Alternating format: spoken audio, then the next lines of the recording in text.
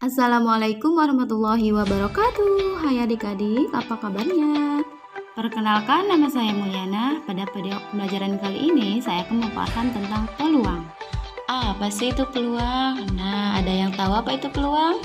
Pengertian dari peluang adalah besarnya probabilitas atau kemungkinan berlangsungnya suatu kejadian. Konsep dasar peluang meliputi titik sampel, ruang sampel, dan kejadian. Nah, apa sih yang dimaksud dengan ruang sampel dan titik sampel? Jadi, ruang sampel adalah himpunan semua kemungkinan hasil yang didapatkan dari suatu percobaan. Ruang sampel biasanya dinyatakan sebagai S. Contohnya, ruang sampel dari dadu adalah angka 1, 2, 3, 4, 5, dan 6. Titik sampel adalah bagian dari ruang sampel.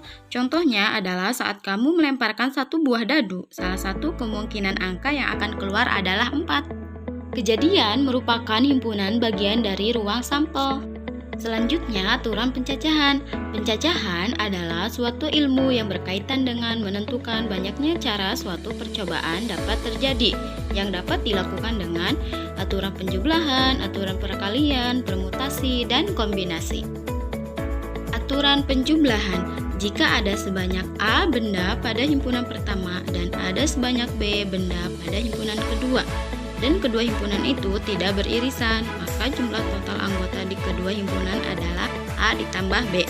Rumus untuk aturan penjumlahan yaitu A ditambah B. Adik-adik, mari kita lihat contohnya. Ibu Nurlita seorang guru SMA. Ia mengajar kelas 12 IPA yang jumlahnya 40 siswa, kelas 12 IPS yang jumlahnya 42 siswa, dan kelas 12 bahasa yang jumlahnya 45 siswa. Maka jumlah siswa yang diajarnya adalah ada berapa coba ayo? Mari kita jawab. Misalnya, P merupakan siswa IPA yang berjumlah 40 orang, Q merupakan siswa IPS yang berjumlah 42 orang, dan R siswa bahasa berjumlah 45 siswa.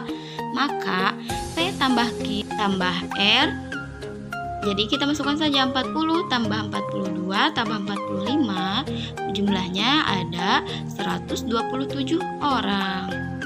Aturan perkalian.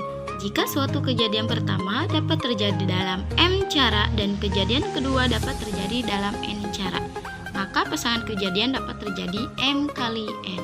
Untuk rumus aturan perkalian yaitu M kali N.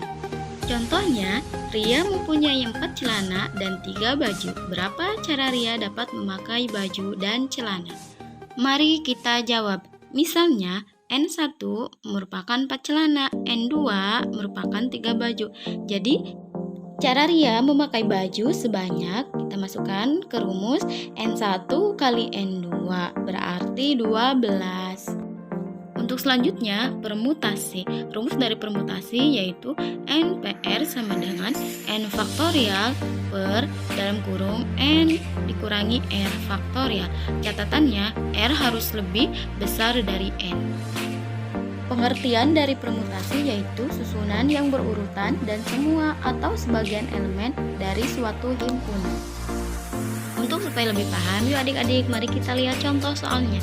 Jika di suatu kelas terdapat 12 siswa, maka banyaknya cara memilih ketua, wakil ketua, dan sekretaris dari 12 siswa dalam kelas tersebut adalah penyelesaiannya. Diketahui N sama dengan 12, R sama dengan 3, maka 12P sama dengan 12 faktorial per 12 dikurangi 3 faktorial. 12 faktorial per 9 faktorial, jadi jumlahnya itu 1320. Selanjutnya yaitu kombinasi. Untuk rumus kombinasi yaitu NCR sama dengan N faktorial per dalam kurung N kurangi R faktorial, R faktorial. Untuk pengertian dari kombinasi sendiri yaitu pemilihan objek tanpa memperhatikan urutannya. Contohnya, sebuah kantong berisi 6 kelereng putih, 4 kelereng biru, dan 3 kelereng merah.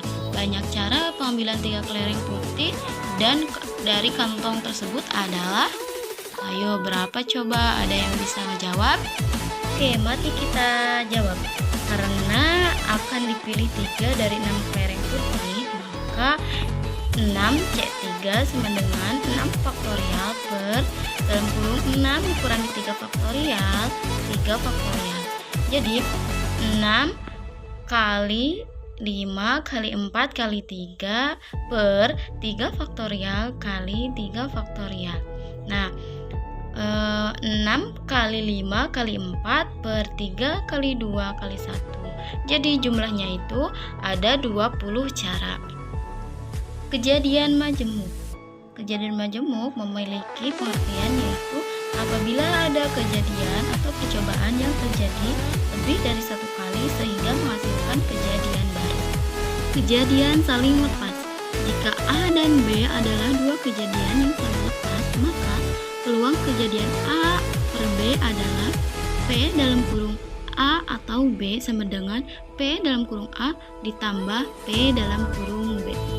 Contohnya, misalnya kejadian A merupakan kejadian munculnya mata dadu 1 dan kejadian B adalah kejadian munculnya mata dadu 5.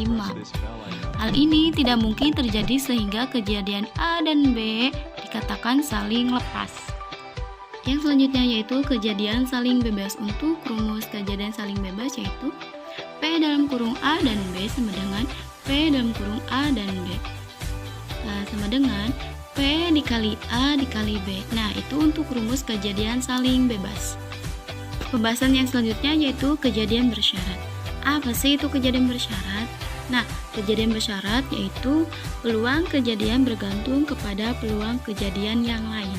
Untuk rumus kejadian bersyarat yaitu P dalam kurung A per B sama dengan P dalam kurung A irisan B, P dalam kurung B sama dengan 0 per P dalam kurung B. Alhamdulillah ya adik-adik, pembahasan kali ini sudah selesai. Semoga bisa dipahami dan dimengerti ya.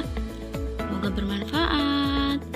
Cukup sekian dari kakak. Assalamualaikum warahmatullahi wabarakatuh.